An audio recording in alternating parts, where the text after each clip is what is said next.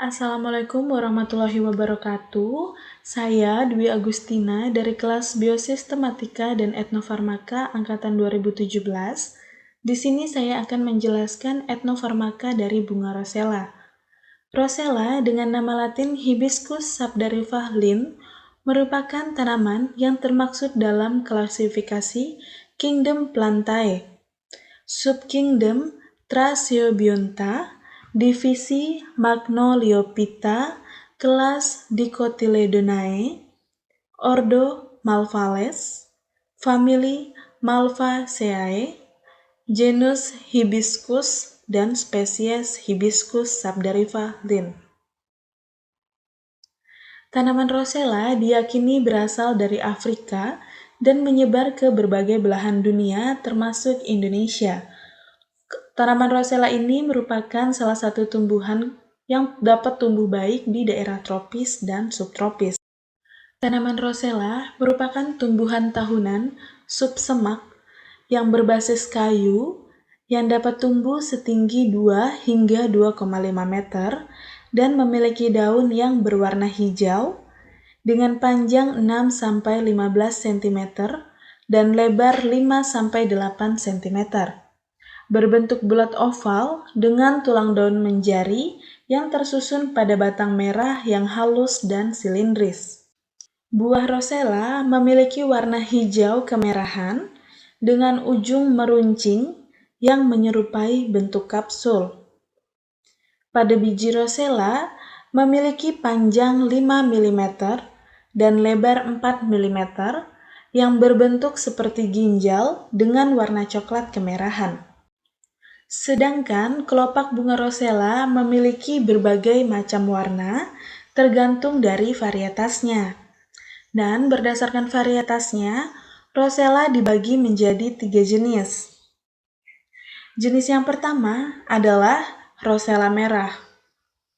Seperti yang bisa dilihat pada gambar, kelopak bunga pada rosella merah berwarna merah menyala. Nah, tanaman rosella merah memiliki batang yang kuat dan tidak mudah patah.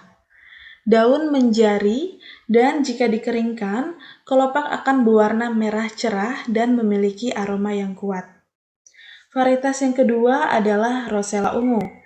Biasa disebut juga dengan burgundy, rosella Sudan, atau rosella hitam. Hal tersebut dikarenakan kelopak bunga rosella yang berwarna merah gelap agak bulat, berbulu lebih banyak daripada varietas rosella merah, memiliki daun menjari yang tebal dan agak membulat, batang gampang patah, dan jika dikeringkan akan berwarna merah kehitaman dan aromanya kuat. Sedangkan untuk varietas yang ketiga yakni rosella putih. Varietas yang ketiga yakni rosella putih. Ini adalah varietas yang paling jarang ditemui oleh masyarakat, di mana kelopak bunga pada rosella putih berwarna putih kekuningan dengan kapsul biji berwarna hijau segar, daun menjari bulat, pertumbuhan lambat, dan memiliki batang yang lebih kuat dibandingkan rosella ungu. Nah, rosella merupakan tumbuhan yang mengandung berbagai senyawa berkhasiat. Salah satunya adalah antioksidan, di mana antioksidan ini berperan dalam menangkal radikal bebas. Nah, yang kedua ada beta-karotin, potasium, zat besi, berbagai macam vitamin seperti vitamin A, C, dan vitamin D, serta kalsium.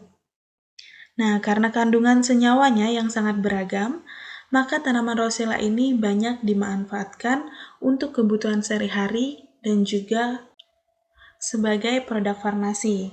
Nah, salah satu pemanfaatannya yakni sebagai teh rosella, di mana masyarakat mempercayai bahwa dengan meminum teh rosella ini bisa mengurangi potensi hipertensi. Mengingat saat ini banyaknya penggunaan pewarna sintetik yang berbahaya bagi tubuh dalam kosmetik, maka rosella digunakan sebagai pewarna alternatif yang lebih aman. Selain itu, rosella juga digunakan sebagai pengobatan tradisional, di mana masyarakat hingga kini masih mempercayai bahwa rosella memiliki aktivitas pengobatan. Lalu, bagaimanakah pendapat dari masyarakat tentang bunga rosella? Maka dari itu, pada kesempatan ini kami mewawancarai salah satu petani rosella. Ya, Assalamualaikum Ibu. Boleh tahu dengan Ibu siapa? Nama saya Bu Sumarni. Apa yang Ibu ketahui tentang bunga rosella? Setahu saya, bunga rosella itu banyak manfaatnya. Nah, menurut Ibu apa sih kendala dari budidaya tanaman bunga rosella? Biasanya kalau benihnya itu kurang tua, itu akan sulit tumbuhnya. Lalu di desa ini dimanfaatkan sebagai apa ya, Bu? Dimanfaatkan sebagai teh untuk mengurangi darah tinggi biasanya. Lalu untuk pengolahannya sebagai minuman seperti apa? Dengan cara direbus biasanya kalau orang sini tuh. Oke, terima kasih banyak Ibu atas waktunya. Ya, sama-sama. Pada dasarnya, pernyataan Ibu Sumarni sesuai dengan penjelasan dari jurnal penelitian yang dilakukan oleh Asma Talal Al-Malki yang meneliti efek teh ekstrak bunga rosella dalam peningkatan biomarker aterosklerosis pada orang dewasa. Nah, pada penelitian ini dijelaskan bahwa rosella secara signifikan dapat menurunkan tekanan darah sistolik maupun diastolik. Dan hal ini dikarenakan kandungan senyawa antosianin pada rosella yang berperan dalam aktivitas antihipertensi. Nah, pada penelitian ini juga dijelaskan bahwa rosella secara signifikan dapat menurunkan kadar LDL di dalam tubuh, sehingga mengurangi potensi terjadinya aterosklerosis. Selain itu, pada penelitian ini juga dijelaskan bahwa jika kita mengkonsumsi teh rosella secara rutin, maka dapat meningkatkan kadar antioksidan di dalam tubuh yang bermanfaat untuk menangkal radikal bebas. Nah, selain itu juga banyak penelitian yang sudah meneliti aktivitas bunga rosella, salah satunya yakni sebagai antibakteri, di mana ekstrak kelopak bunga rosella memiliki kandungan protocatechoic acid yang dapat menghambat pertumbuhan bakteri Staphylococcus aureus yang resisten metisilin, Klebsiella pneumonia, Pseudomonas aeruginosa, Acinetobacter baumannii, Bacillus stearothermophilus, Micrococcus luteus, Serratia massenses, dan Clostridium sporogenes. Nah, selain itu, tanaman rosella juga memiliki aktivitas sebagai antipiretik dan antiinflamasi, di mana ekstrak etanol kelopak bunga rosella memiliki aktivitas antipiretik yang mampu mengobati demam dengan menghambat pembentukan sitokin yang dapat memicu demam seperti interleukin, interferon, dan faktor nekrosis tumor. Nah, selain itu, penghambatan zat ini juga dapat menimbulkan efek antiinflamasi di dalam tubuh.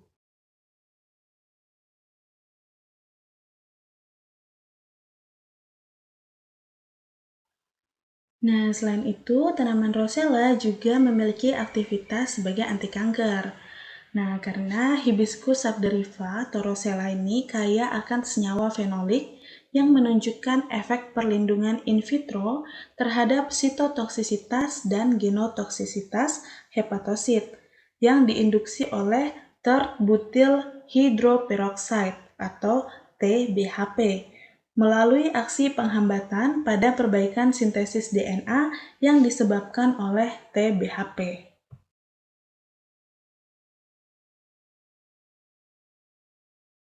Nah, tanaman rosella juga memiliki aktivitas anti-obesitas, di mana ekstrak air kelopak bunga rosella mampu mereduksi penambahan berat badan melalui modulasi jalur P13K, AKT, dan EPK yang berperan penting dalam adiposal. Nah, berdasarkan studi in vitro dan in vivo menunjukkan bahwa ekstrak rosella dapat menghambat aktivitas alfa amilase yang selanjutnya akan memblokir penyerapan gula dan pati yang dapat menurunkan berat badan.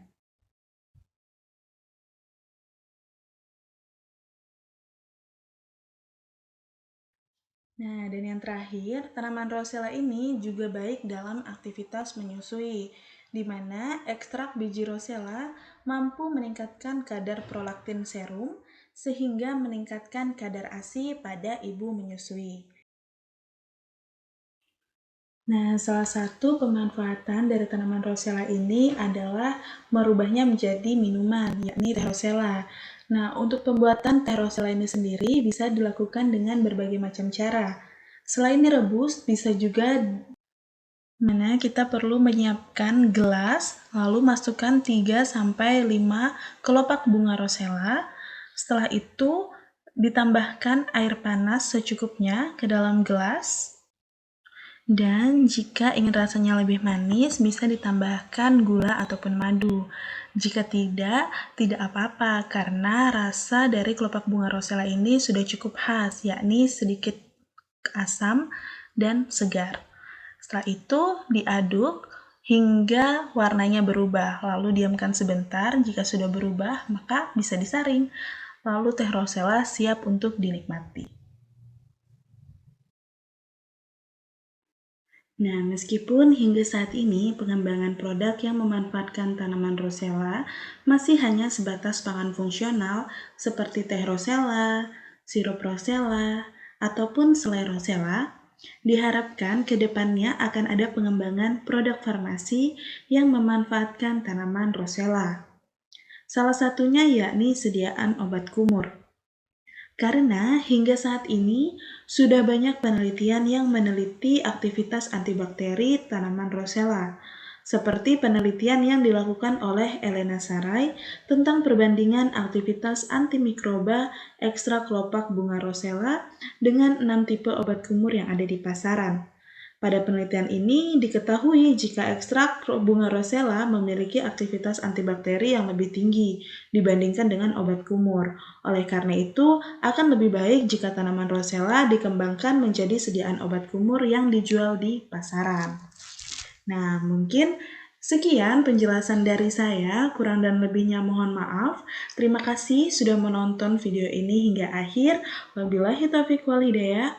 Wassalamualaikum warahmatullahi wabarakatuh.